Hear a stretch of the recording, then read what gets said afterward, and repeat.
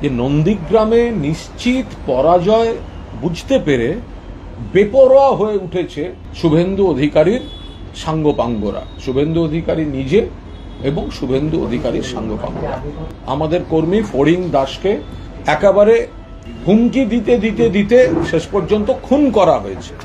অশোক করণ বিজেপির তমলুক সাংগঠনিক জেলার সহ সভাপতি, তো তিনি আবার শুভেন্দু অধিকারীর দীর্ঘদিনের দক্ষিণ হস্ত।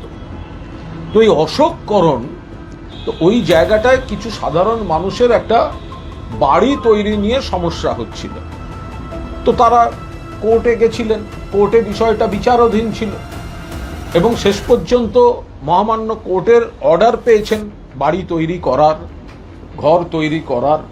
তো সেই ব্যক্তি সেই ঘর তৈরি করছিলেন। এই সময় আইনি লড়াইতে বাধা দিতে না পেরে পরাজিত হয়ে অশোক করণ তার লোকজনদের দিয়ে তাকে ধারাবাহিক হুমকি এবং শেষ পর্যন্ত নিজে এসে তাকে ফিজিক্যালি অ্যাসল্ট করছেন, মারধর করছে।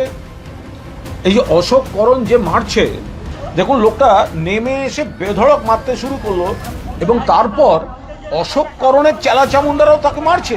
এটা কি ভেবেছে, এটা কি? এরা অশোক করণ নিজে আসছে, নিজে এসে মারছে।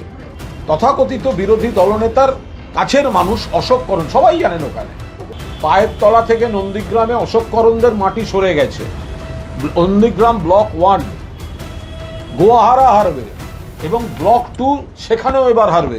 নন্দীগ্রাম সিট হারতে চলেছে বিজেপি, হারতে চলেছে শুভেন্দু অধিকারী।